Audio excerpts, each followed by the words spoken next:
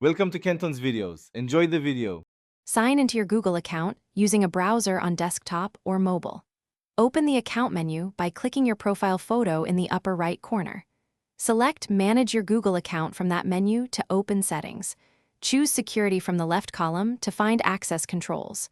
Scroll to third-party apps with account access to see connected apps. Each entry lists the app name, last used date, and granted permission scopes. Use these details to decide whether to keep or remove app access. Click any listed app to open a detailed permission panel and review scopes. The panel displays exact permissions like view profile, view email, or access drive files.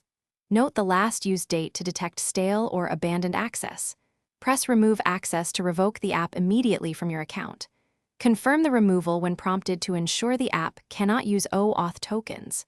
After removal, the app loses access but may retain previously downloaded data. Revoke Initialize Git with the source control icon or run Git in the integrated terminal.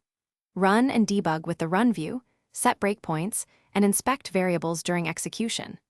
Open the integrated terminal with Control+ and run build or test commands inline.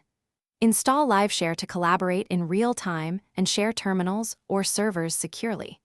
Use workspace settings and extensions sync to keep your environment consistent across machines.